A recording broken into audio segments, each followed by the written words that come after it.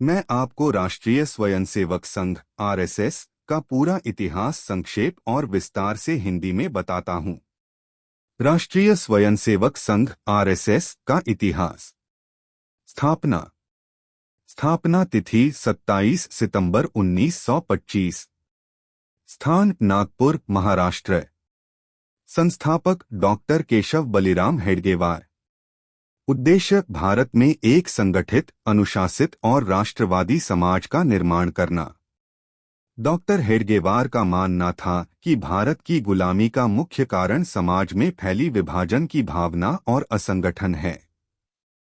इसी समस्या को दूर करने के लिए उन्होंने एक ऐसे संगठन की कल्पना की जिसमें जाति, पंथ और प्रांत से ऊपर उठकर सभी भारतीय एकजुट हों।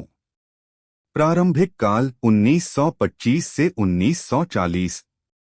आरएसएस की शुरुआत छोटे छोटे शाखाओं से हुई, जहां युवाओं को शारीरिक, बौद्धिक और नैतिक प्रशिक्षण दिया जाता था। इस समय संगठन का मुख्य लक्ष्य चरित्र निर्माण और अनुशासन पर था। धीरे धीरे नागपुर से बाहर भी शाखाएं फैलने लगीं। द्वितीय चरण 1940 से 1947। 1940 में डॉक्टर हेडगेवार का निधन हुआ और माधव सदाशिव गोलवलकर गुरुजी दूसरे सरसंघ चालक बने। गुरुजी के समय में संगठन ने तेजी से विस्तार किया। स्वतंत्रता संग्राम के दौरान संघ ने प्रत्यक्ष राजनीतिक आंदोलन में भाग नहीं लिया, बल्कि समाज के संगठन और सेवा पर ध्यान केंद्रित किया। स्वतंत्रता के बाद 1947 से 1950। 30 जनवरी 1948 को महात्मा गांधी की हत्या के बाद आरएसएस पर प्रतिबंध लगा दिया गया। सरकार को शक था कि हत्या के पीछे संघ का हाथ है, लेकिन जांच में कोई सबूत नहीं मिला और 1949 में प्रतिबंध हटा लिया गया। इसके बाद संघ ने अपने संविधान को लिखित रूप दिया, जिसमें यह स्पष्ट किया गया कि संगठन गैर राजनीतिक और सांस्कृतिक राष्ट्रवाद पर आधारित है। संगठन का विस्तार 1950 से 1975। 1951 में संघ के प्रेरणा से भारतीय जनसंघ, आज का भाजपा का पूर्ववर्ती रूप, का गठन हुआ। शिक्षा क्षेत्र में विद्या भारती, मजदूरों के लिए भारतीय मजदूर संघ, किसानों के लिए भारतीय किसान संघ, सेवा क्षेत्र में सेवा भारती जैसे कई संगठन खड़े किए गए।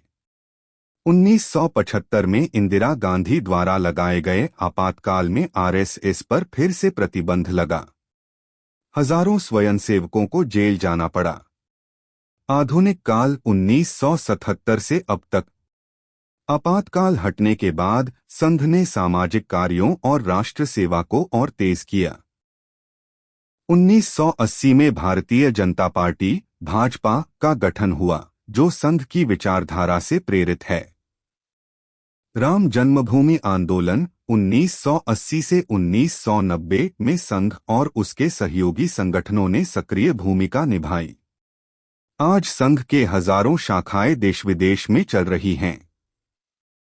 वर्तमान स्थिति।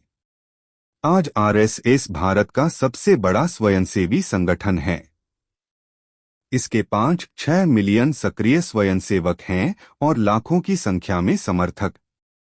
संघ के प्रमुख सहयोगी संगठन मिलकर एक विशाल परिवार, जिसे संगठन परिवार या संघ परिवार कहते हैं, का निर्माण करते हैं। संघ का मुख्य काम अभी भी समाज को संगठित करना, शिक्षा, सेवा और सांस्कृतिक राष्ट्रवाद को बढ़ावा देना है। निष्कर्ष। राष्ट्रीय स्वयंसेवक संघ ने पिछले 100 वर्षों में भारतीय समाज में संगठन, सेवा और राष्ट्रवादी विचारधारा का बड़ा योगदान दिया है। इसे भारत का सबसे बड़ा सांस्कृतिक और सामाजिक संगठन माना जाता है, जिसने शिक्षा, सेवा, राजनीति, समाज सुधार और राष्ट्रीय एकता के क्षेत्र में गहरा प्रभाव डाला है।